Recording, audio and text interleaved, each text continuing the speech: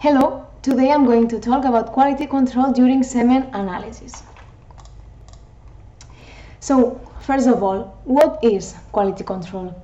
Well, it could be said that quality control is a combination of all of the measures to ensure the early detection of measurement errors and the procedures to rectify them. These steps need to be done in order to obtain reliable and accurate tests and, of course, provide the patient with the best possible patient care. If we had absence, if there was lack of this quality control, this could lead to a misdiagnosis, incorrect treatment, and finally increased costs to the hospital or the clinic, the laboratory. So some of the reasons why we need quality control are the increasing necessity to get reliable results for getting proper diagnostics, as I have said. Also, there is an increasing importance of detecting and correcting systematic errors and significant deviations during sample evaluation. Of course, it will be very different if these errors that we can appreciate during semen analysis are due to the counting chamber, that it has some problem, or some problem during inter-technician variation. So it's very important to identify the origin of the problems. Of course, also there is a large number of discrepancies between specialists, and this can produce subjectivity. For example, each technician will have their own criteria, and if they use a CASA system, maybe they can introduce manual modifications. So the procedure to follow needs to be established. Therefore, there is a requirement of a method to evaluate the origins of this results variability. And as Dr. David Maculo said, finally, in brief, quality control brings stability to the laboratory. We are going to try to identify the type of errors that we can run into during semen assessment. On the one hand, there are random errors that we can find. These errors are caused by differences in readings or in sampling, and they are assessed by repeating the measures on the same sample and using the same observer and the same equipment. So in this case, we won't see a tendency, just different results between replicates. This is different, on the other hand, but because we have the systematic errors also called bias. In this case, there is a tendency to give results always too high or too low. This is not detected with repeated measurements, and if we only use a specific technique to do the semen assessment, it's possible that we cannot identify this kind of errors. And these are arising from factors that affect the results in one direction. So it's good to have in mind these two kinds of errors that we can run into during semen analysis. And why? Which are the reasons of these out-of-control values that we can find? First of all, the problem could be an inadequate mixing of the sample, because as you know, semen samples are heterogeneous, sometimes viscous, and it's very, very difficult to homogenize well these samples. Also, concerning technician stress, of course, at first hour in the morning and at the last hour of the day, the technician stress or the technician work will be different. So we need to keep in mind this. Also, maybe there has been a poor technique during pipetting or simply handling the sample. Or maybe there is inadequate training to the technicians. The training is very important, and the intention is that more or less everyone has the same criteria, at least in a clinic, in order to have an homogeneous opinion and an homogeneous way of working during the semen assessment. Also, maybe there is instrument variation, so it's very important to make sure that everything is calibrated, that the microscope has all of the settings correct, the phase contrast, if you work with phase contrast, that they are well aligned, also the balances, so all of the equipment in the laboratory. And finally, another reason can be the deterioration of quality control samples. Having said that, now what we can do in order to minimize these sampling errors? Well, in this case, the first thing to do is maybe to use the positive displacement pipettes, which are more accurate, and with them we can obtain a correct ejaculate aliquot volume. Of course, we cannot forget the dilutions that we need to do in our everyday working in the laboratory, in andrology laboratory. So it's very important to perform well the dilutions when using the counting chambers. For sperm concentration and motility assessments, it's recommended to do replicate assessments. This has been maintained in the new manual of WHO 6th edition. Also to use a sufficient depth of wet preparation for sperm motility, so that the sperms have enough space to swim, and then the motility that we are assessing during the analysis is the correct one, the real one. And finally, importance of number of sperms assessed. In the last manual, we keep with 400 sperms for motility and concentration analysis, and it's recommended to do replicates, and 200 sperms for vitality and morphology. In theory, in this edition, it's not mandatory to do replicates for vitality and morphology, but it's good to have a second slide in case there is some kind of problem with the first one. Next, which types of quality control are there? We can differentiate basically two kinds of quality control. On the one hand, the internal quality control and the external quality control. In the next slide, we are going to go deeper in which concerning the frequency to do this analysis. So the internal quality control, it's basically the use of test controls like standards to validate the testing process and the equipment. So here what we are checking is that the systems, the equipment that we are using, work correctly, so that the results that we obtain, they are reliable. This can be useful in order to test the intra-technician variability. So one technician repeated measures to test the equipment. So the recommended frequency can be different for different centers. If one center analyzes a lot of samples every day, they can do this every day. If not, if they have less samples, maybe every week, and so. But of course, each center will set their own protocol, and they will have the frequency of quality controls set. In contrast, the external quality control, here we need to think that, well, we give as said that the equipment is working well, and that in this case we are comparing different technicians, so between technician variability in order to test their criteria. In this case, there are different cases of external quality control, and there are some EQA programs, external quality assurance programs, provided by different companies. After also we are going to talk about this.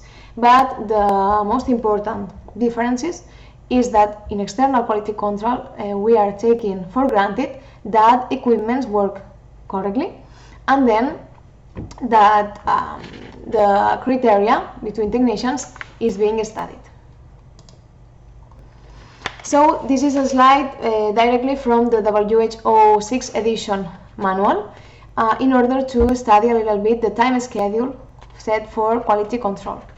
So as you see, there are different procedures to run.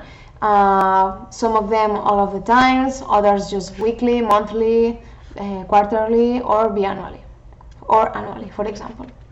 So it's important to take this into account. In this slide, I wanted to share with you some differences that can appear during semen assessment. As you say, there are different techniques that can be used for semen assessment. Some of them are manual techniques, and others count on CASA systems, which are more automatic. So there are a lot of centers that work with manual technique, others that work with automatic CASA systems. So in my case, as I am part of Microptic developing CASA systems, I will explain a little bit the difference between both techniques. Just to summarize a little bit, it could be said that a manual technique can be more subjective, because at the end each technician has a little bit their own criteria. They could be very similar indeed, but it's true that a lot of training is required, a lot of time also, and it can be of course more time consuming, and there is therefore lack of traceability, because it's not possible to have access to the analysis that the technician has performed. What the technician sees through the microscope are the results that they will write in the final report, but it's not possible to have the images or the videos or more calculations. So in contrast, when using a CASA system, there is a gain of objectivity, because each analysis is done always like the same. So the results that we obtain are more reliable, more consistent, and faster. And of course there is a gain of standardization for the laboratory, which could give it more prestige.